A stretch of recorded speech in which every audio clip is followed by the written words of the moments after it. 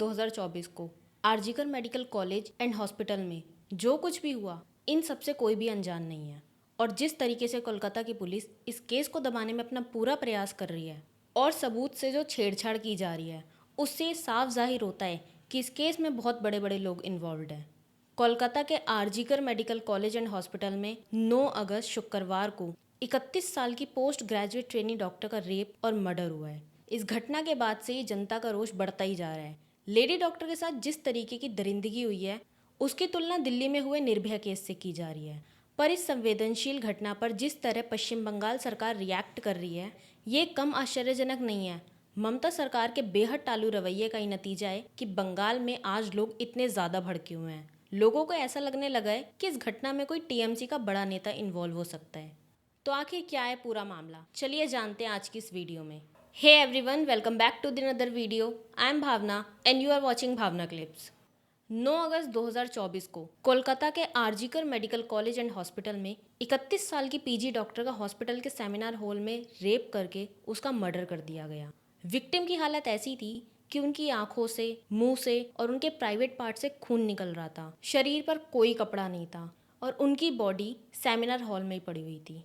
RG Kar medical college and hospital में 8 अगस्त 2024 को CCTV footage के अकॉर्डिंग रात के करीब 11 बजे एक आदमी सेमिनार हॉल की तरफ जाता हुआ दिखाई देता है और ठीक आधे घंटे बाद 11:30 बजे उसी तरफ से बाहर आते हुए दिखाई देता है। थोड़ी देर बाद 9 अगस्त 2024 रात के 12:30 बजे डॉक्टर नीलिमा, काफ़ी चीज़ों को ध्यान में रखते हुए हमने यहाँ पे डॉक्टर का नाम चेंज कर दिया है, इसलिए हम उन विक्टिम डॉक्टर का नाम डॉक्टर नीलिमा करके लेंगे इस पूरी वीडियो में। तो डॉक्टर नीलिमा अपने 4 जूनियर डॉक्टर के साथ रात का डिनर करने के लिए सेमिनार हॉल में जाती है। रात के करीब 2:30 बज चुके थे और उन सबका डिनर होने के बाद चारों कलीग अपनी ड्यूटी पर वापस चले गए। लेकिन विक्टिम डॉक्टर हेक्टिक ड्यूटी के बाद थोड़ा सा आराम करना चाहती थी, क्योंकि हादसे की रात उन डॉक्टर की 36 घंटे की ड्यूटी लगी हुई थी, जिसमें बेसिकली एक डॉक्टर को कॉन्टिन्यूस डे और नाइट पेशेंट्स को ट्रीट करना होता है। मतलब 36 घंटे तक कंप्लीटली हॉस्पिटल में ही रहना पड़ता है। इतनी लंबी ड्यूटी करने के बाद रेस्ट करने के लिए वो उस रात सेमिनार हॉल में ही सो गई, क्योंकि इतने बड़े हॉस्पिटल में ना तो वहाँ डॉक्टर और नर्स के लिए कोई चेंजिंग रूम है और ना ही कोई रेस्ट रूम। ऐसे में डॉक्टर अक्सर सेमिनार हॉल में आराम कर लेते हैं। तो उस रात भी पूरा टाइम काम करने के बाद डॉक्टर नीलिमा थोड़ा आराम करने के लिए वहीं पर सेमिनार हॉल में सो गई। सुबह के 4 बजे एक आदमी सेमिनार हॉल की तरफ जाता हुआ दिखाई देता है, जहाँ डॉक्टर रेस्ट कर रही थी, और लगभग 40 मिनट बाद वो आदमी वहां से बाहर निकलता दिखाई देता है। उस फ्लोर में 2 सीसीटीवी कैमरे थे, जो एक सेमिनार हॉल वाले कॉरिडोर में लगा हुआ था और दूसरा जो फ्लोर के एंट्री गेट के पास था, जिसकी वजह से उस फ्लोर पर एंट्री करने वाला कहाँ गया कहाँ नहीं गया ये पता लगाना थोड़ा मुश्किल था। और अभी तक सीसीटीवी फुटेज पब्लिक नहीं हुई है, जिस वजह से कैमरे के एंगल के बारे में एग्जैक्टली कुछ नहीं कहा जा सकता। 3 घंटे से भी ज़्यादा का समय हो चुका था। सुबह के समय एक जूनियर डॉक्टर सेमिनार हॉल की तरफ जाने लगा। उसे पता था कि डॉक्टर नीलिमा यहाँ पर आराम कर रही हैं, तो वो जैसे ही सेमिनार हॉल के अंदर गया, वहाँ का नज़ारा देखते ही उसके पैरों के नीचे की ज़मीन खिसक गई। उसने सीधा बाकी के लोगों को बुलाया और पुलिस को इस मामले की खबर दी। 9 अगस्त की सुबह जब पुलिस यहाँ पहुँची तो उन्होंने देखा कि उन डॉक्टर की बॉडी एक ब्लू मैट्रेस के ऊपर पड़ी हुई है, जिसके आधे कपड़े गायब है, जो बॉडी के बगल में ही पड़े थे। हेयर क्लिप और टूटा चश्मा पास में ही बिखरा हुआ था। दोनों आंखों से खून निकल रहा था। चेहरे से लेके प्राइवेट पार्ट तक किसी भी अंग को नहीं बख्शा गया था। देखते ही देखते सेमिनार हॉल में भीड़ लग गई और हर कोई इस मंजर को देखकर काँप गया, उनका दिल दहल गया। जब ये खबर हॉस्पिटल एडमिनिस्ट्रेशन के पास पहुंची तो कॉलेज के प्रिंसिपल संदीप घोष ने बेहद शर्मनाक हरकत की।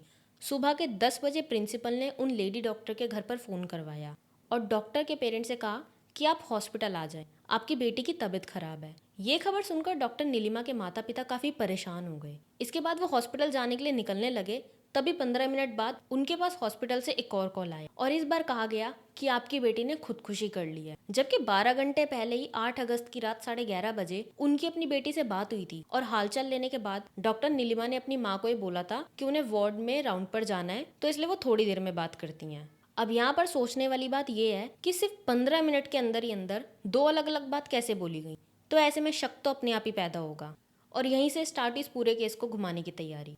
हॉस्पिटल का एडमिनिस्ट्रेटिव स्टाफ भी पूरी तरीके से सबूत मिटाने में लग गया और पुलिस ने भी इनका पूरा साथ दिया।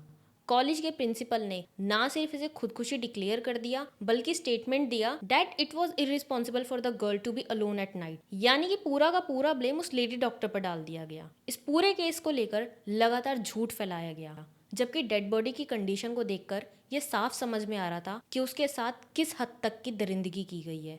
डॉक्टर नीलिमा के पेरेंट जब हॉस्पिटल पहुंचे तो उन्हें सेमिनार हॉल के बाहर 3 घंटे तक वेट कराया गया। उन्हें अपनी बेटी की बॉडी को एक बार देखने तक नहीं दिया गया। उनके पेरेंट्स रोते रहे, एडमिनिस्ट्रेशन से रिक्वेस्ट करते रहे कि उन्हें अपनी बेटी को एक बार देखने दो, पर उनकी बिल्कुल नहीं सुनी। 3 घंटे तक खड़े रहने के बाद माँ बाप हाथ जोड़ते रहे, हमारी बच्ची का मुंह एक बार दिखाओ, हमको नहीं दिखाया गया। 3 घंटे वेट करने के बाद जब फाइनली डॉक्टर के पेरेंट्स अपनी बेटी को देखने गए तो उनकी बेटी की हालत ऐसी थी जिसमें कोई भी पेरेंट अपने बच्चे को नहीं देख सकता।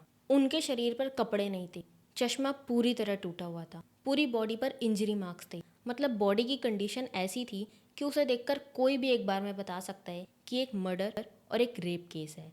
लेकिन शायद हॉस्पिटल को ये तो दिख ही नहीं रहा था। हॉस्पिटल इस केस को एक सुसाइड केस बोलकर रातों रात रफा दफा करना चाहता था, इसलिए इन्होंने इतनी घटिया चाल चली।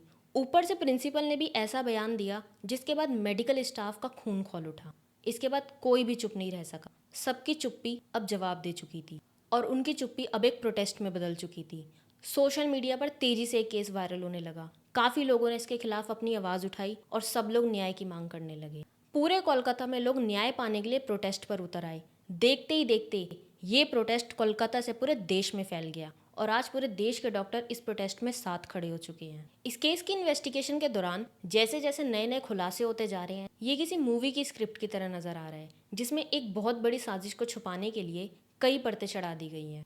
जब पुलिस हॉस्पिटल में इन्वेस्टिगेशन कर रही थी तो उस दौरान उन्होंने क्राइम सीन पर मौजूद सीसीटीवी फुटेज के बेसिस पर एक सस्पेक्ट लिस्ट तैयार करी। वहीं दूसरी टीम क्राइम सीन पर मौजूद एविडेंस को कलेक्ट करने लगी। वहां पर उन्हें लेडी डॉक्टर का फोन और लैपटॉप पड़ा हुआ मिला। साथ ही एक अहम एविडेंस पुलिस के हाथ लगा जिससे वो एक आरोपी तक पहुंचे। पुलिस को सेमिनार हॉल में एक ब्लूटूथ नेकबैंड मिला। इसी के बेसिस पर अब पुलिस ने दोबारा सीसीटीवी फुटेज चेक करी तो उन्हें देर रात उस फ्लोर के कॉरिडोर में कुछ लोग दिखे जो डॉक्टर्स और हॉस्पिटल स्टाफ के थे। तभी उनकी नज़र एक आदमी पर गई जो सुबह 3:50 के समय सेमिनार हॉल में जाता हुआ दिखाई दे रहा है। उस वक्त उसके गले में वही सेम नेकबैंड था जो पुलिस के हाथ लग चुका था। लेकिन जब करीब 4:30 ये आदमी सेमिनार हॉल से बाहर निकला तो उसके गले से वो नेकबैंड गायब था। इन्वेस्टिगेशन में पता चला कि ये आदमी हॉस्पिटल स्टाफ से जुड़ा हुआ नहीं है। तो पुलिस ने अपनी सस्पेक्ट लिस्ट के 5-6 लोगों से पूछताछ की और सभी के फ़ोन जब्त करके उस नेकबैंड को कनेक्ट करने लगी। उन फ़ोनों में से एक फ़ोन से कनेक्ट हो गया और ये फ़ोन था संजय रॉय का। संजय रॉय यही शख्स था जो सीसीटीवी में सुबह के समय सेमिनार हॉल में जाते हुए दिखा था। इसके बाद पुलिस तुरंत एक्शन में आ गई और संजय रॉय को अरेस्ट कर लिया। यहीं से इस केस को एक नया मोड़ दिया गया।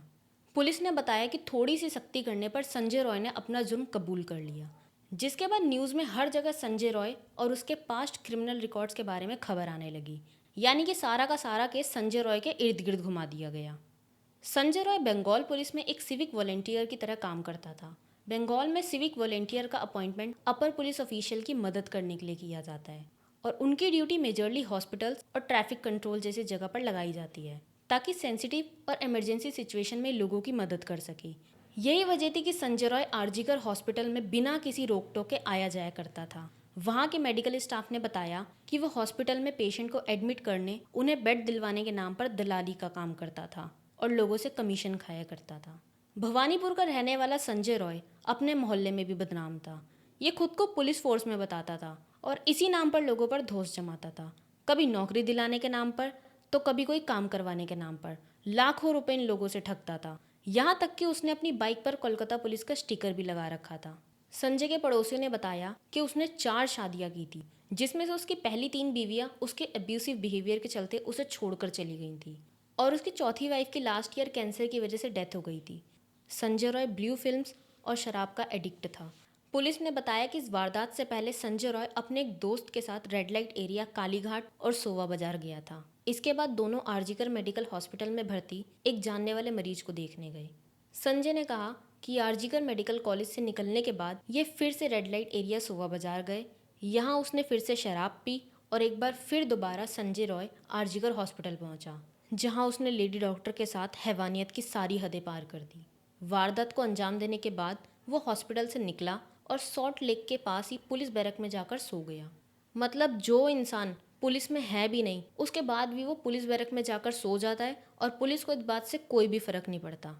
पुलिस ने जब उसकी लोकेशन को वेरीफाई किया तो उन्होंने पाया कि पहली बार ये रात 11 बजे हॉस्पिटल आया और 11:30 बजे यहाँ से निकल गया। इसके बाद ये दोबारा सुबह 3:50 पर हॉस्पिटल आया और करीब 4:30 बजे वहाँ से निकल गया। कोलकाता पुलिस ने सारे एविडेंसेस के आधार पर संजय रॉय को ही एकमात्र मुजरिम मानकर अरेस्ट कर लिया। 24 घंटे से भी कम समय में पुलिस ने अपराधी को पकड़ लिया था। कोलकाता पुलिस को ऐसा लग रहा था कि उन्होंने इस मैटर को पूरी तरीके से सुलझा लिया है और ये उनके लिए बहुत बड़ी कामयाबी है एंड एट लास्ट विक्टिम को न्याय भी मिल जाएगा। लेकिन किस्सा यही नहीं रुकने वाला था, क्योंकि इस केस में हर दिन एक नया खुलासा हो रहा था, जो हर दिन एक नया सवाल खड़ा कर रहा था, जिसका जवाब ना तो कोलकाता पुलिस के पास था और ना ही एडमिनिस्ट्रेशन के पास। संजय रॉय के अरेस्ट के बाद और डॉक्टर नीलिमा की इंक्वेस्ट रिपोर्ट आने के बाद प्रोटेस्ट और तेजी से बढ़ गए, क्योंकि इस रिपोर्ट ने लेडी डॉक्टर के साथ हुई ब्रुटैलिटी को एक्सपोज कर दिया। इस रिपोर्ट के अकॉर्डिंग विक्टिम की आंखें, मुंह और प्राइवेट पार्ट से खून निकल रहा था। गर्दन, चेहरा और नाखून में बुरी तरीके से चोट लगी थी। लेफ्ट लेग, बेली, एंकल और होठों पर भी गहरी चोटें आई थी। इस रिपोर्ट के बाद पूरे देश भर के डॉक्टर इंसाफ की मांग करते हुए प्रोटेस्ट के लिए सड़कों पर उतर आए। जिस दरिंदगी के साथ डॉक्टर का रेप और मर्डर किया गया था, वो कोई अकेला आदमी नहीं कर सकता था। प्रोटेस्ट की वजह से सरकार पर प्रेशर बढ़ रहा था, फिर भी सरकार की शर्मनाक हरकतें नहीं रुकी। प्रोटेस्ट में उतरे जूनियर डॉक्टर्स को धमकियां मिलने लगी। इस प्रोटेस्ट को बंद करने के लिए डॉक्टर्स को डराया धमकाया गया। इस कॉलेज के प्रिंसिपल ने बिना कोई ऑटोप्सी किए, बिना कोई इन्वेस्टिगेशन किए डायरेक्ट जजमेंट पास कर दी कि लेडी डॉक्टर को साइकोसिस नाम की मेंटल इलनेस थी, जिसकी वजह से उन्होंने सुसाइड कर लिया। प्रिंसिपल को इतनी जल्दी ये शब्द देने की क्या जरूरत थी? मामला जब बिगड़ने लगा तो इन सब से बचने के लिए एक और ड्रामा रचा गया। प्रिंसिपल संदीप घोष ने पहले तो ये कहते हुए रिजाइन कर दिया कि उन्हें सोशल मीडिया पर डिफेम किया जा रहा है और कहा कि डॉक्टर नीलिमा तो उनकी बेटी जैसी थी। लेकिन ये सिर्फ एक दिन का नाटक था, क्योंकि अगले दिन संदीप घोष को नेशनल मेडिकल कॉलेज का प्रिंसिपल बना दिया गया। R G Kar medical college and hospital के ही ex medical superintendent Akhtar Ali ने बताया कि संदीप घोष एक निहायती घटिया और करप्ट आदमी है। इनके डीप पॉलिटिकल कनेक्शंस हैं। ऐसे में इनके लिए एविडेंसेस मिटाना बहुत आसान है। कहा जा रहा है कि संजय रॉय तो सिर्फ एक चेहरा है जो असली मुजरिमों को बचाने के लिए सामने लाया गया है। या तो सभी कातिलों का गहरा पॉलिटिकल कनेक्शन है, या फिर ये लोग इन्फ्लुएंशियल बैकग्राउंड वाली फैमिली से आते हैं। मेन बात ये है कि जिस टाइप की इंजरीज डॉक्टर को हुई थी, उससे साफ हो गया था कि उन्होंने खुद को बचाने की कोशिश जरूर की होगी। ऐसे में सामने वाले के शरीर में भी तो कुछ चोट आई होगी, लेकिन संजय रॉय की बॉडी में चोट तो दूर, एक खरोश तक नहीं आई थी। संजय रॉय का पकड़ा जाना मानो एक मूवी स्क्रिप्ट जैसा है। क्राइम सीन पर खुले में एविडेंस मिल जाना, क्रिमिनल का ऐसा क्राइम करने के बाद ना सिर्फ शहर में रहना बल्कि आराम से जाकर सो जाना। इस केस में हजारों खामियां सामने नजर आ रही हैं, सबूत आंखों के सामने है, और उसके बाद भी पुलिस इन चीज़ों को नज़रअंदाज कर रही है और इस केस को दबाने के लिए पूरे तरीके से अपना जोर लगा रही है। सरकार भी इसमें मिली हुई है। वारदात वाली रात डॉक्टर के साथ 4 और जूनियर डॉक्टर थे। फ्लोर पर कुछ और लोग भी थे जो सीसीटीवी में नजर आए। लेकिन संजय रॉय के अलावा क्या किसी और का डीएनए सैंपल लिया गया? क्या क्राइम सीन पर मौजूद एविडेंसेस को पुलिस ने कलेक्ट करके सभी सस्पेक्ट से मैच करवाया? तो नहीं। 35 लोगों के स्टेटमेंट रिकॉर्ड किए गए, लेकिन प्रिंसिपल संदीप घोष का बयान आज तक रिकॉर्ड क्यों नहीं किया गया? आखिर इतनी बड़ी पोस्ट पर बैठे शख्स का हाथ होने की संभावना को पुलिस ने खुद से कैसे इग्नोर कर दिया? ये बहुत ज़रूरी है कि प्रिंसिपल की भी कॉल डिटेल्स और बैंक अकाउंट स्टेटमेंट की इन्वेस्टिगेशन होनी चाहिए, क्योंकि जिस दिशा में ये केस जा रहा है ना, ये एक बहुत बड़े षड्यंत्र को छुपाने की कोशिश की जा रही है। जनता को भी ये साफ नजर आ रहा है कि इस केस में कितने लूप होल्स हैं। पुलिस जो भी कर रही है ये सब अंदाजे के तौर पर कर रही है। आखिर कैसे मान ले कि एविडेंसेस से भी छेड़छाड़ नहीं की गई होगी? क्या ये पॉसिबिलिटी नहीं है कि संजय रॉय के अलावा और भी लोग उस हॉल में गए थे?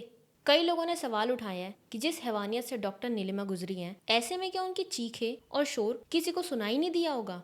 हॉस्पिटल में तो वैसे भी आवाज़ गूंजती है, ऊपर से जिस टाइम ये हैवानियत हुई थी वो तो सुबह के 4 बजे का टाइम था। ऐसे में जरा सा भी शोर दूर दूर तक सुनाई दे जाता है। इससे ये और क्लियर है कि वहाँ और भी लोग मौजूद थे। अब अगर हम पुलिस की थ्योरी को माने तो उनके हिसाब से इस अपराध में एक ही अपराधी शामिल है। तो क्या नशे की हालत में उसने लेडी डॉक्टर को इस तरह कंट्रोल कर लिया होगा कि वो शोर तक नहीं मचा पाए? ये तो तभी पॉसिबल है जब इसमें और भी लोग शामिल हो, जिन्होंने या तो लेडी डॉक्टर का मुंह किसी चीज से बांध दिया होगा या फिर इस तरीके से हमला किया होगा कि उनकी चीखों को दबाया जा सके।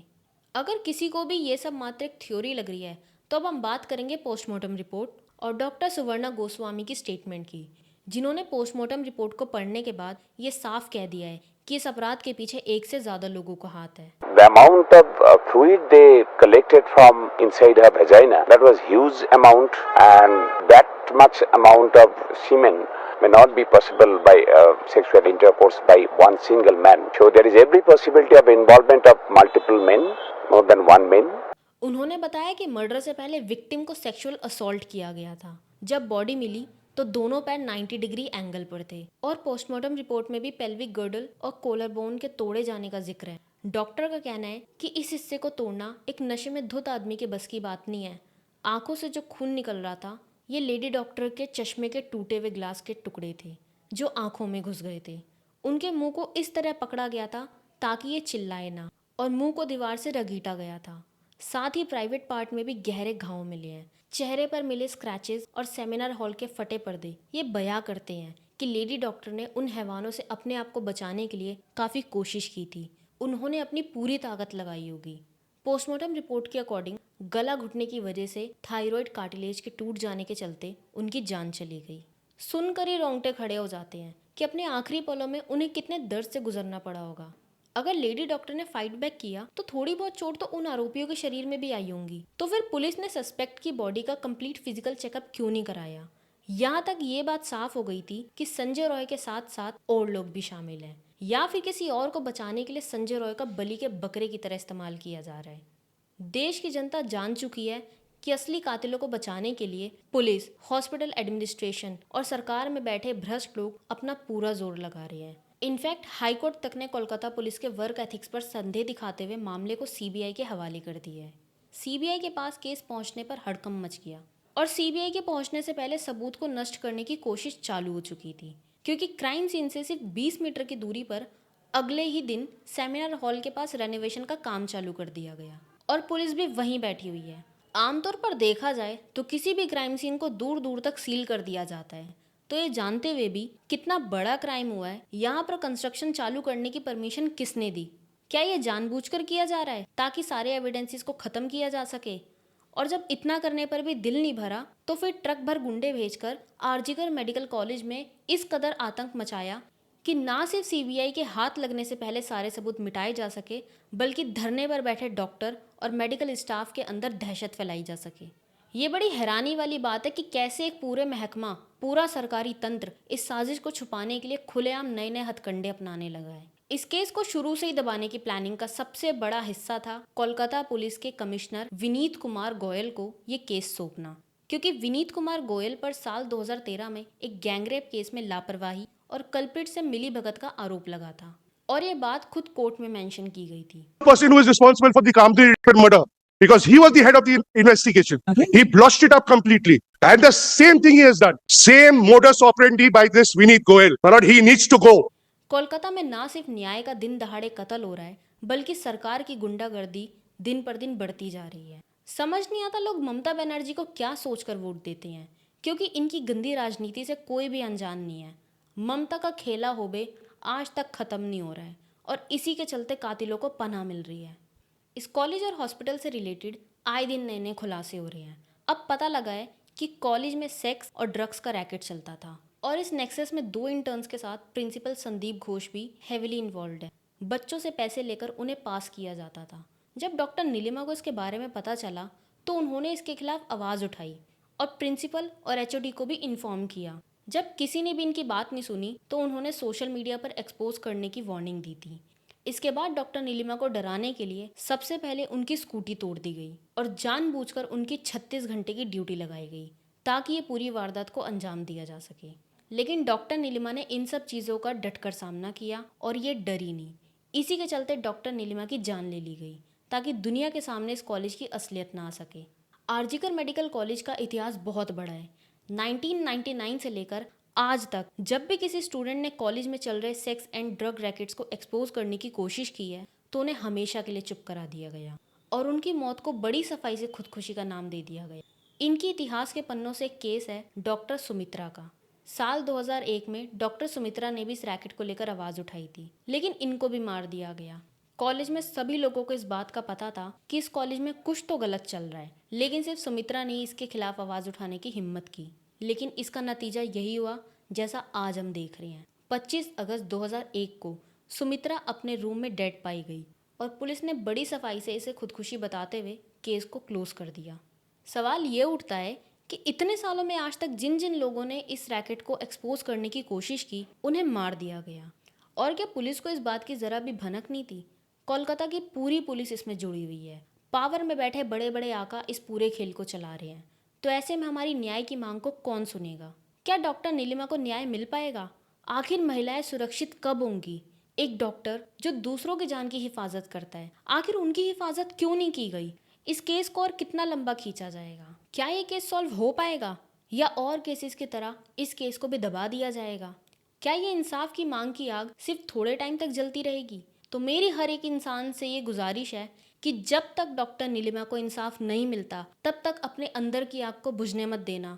क्योंकि अगर आज ये करप्ट लोग जीत गए और हम हार गए, तो ये केसेस हमेशा के लिए चलते रहेंगे। क्योंकि ना ये पहले रुके थे, ना आज, और ना ये कभी रुकने वाले। अगर सरकार ने जल्द से जल्द इन क्राइम को होने से नहीं रोका, तो हमारे देश में क्राइम और बढ़ते जाएंगे। सरकार को स्ट्रिक्ट से स्ट्रिक्ट रूल लाने चाहिए, क्योंकि जब तक इन क्रिमिनल्स को मौत की सज़ा नहीं दी जाएगी, लोगों की आंखें नहीं खुलने वाली। तो सब मिलकर न्याय के लिए आवाज़ उठाते रहिए और कोलकाता की लेडी डॉक्टर को इंसाफ दिलाइए। इसी के साथ मिलते हैं एक और नई वीडियो में। चैनल पर नया तो चैनल को सब्सक्राइब कीजिए, वीडियो को लाइक करें और इस पूरे केस को लेकर आप क्या सोचते हैं हमें कमेंट सेक्शन में ज़रूर बताएं।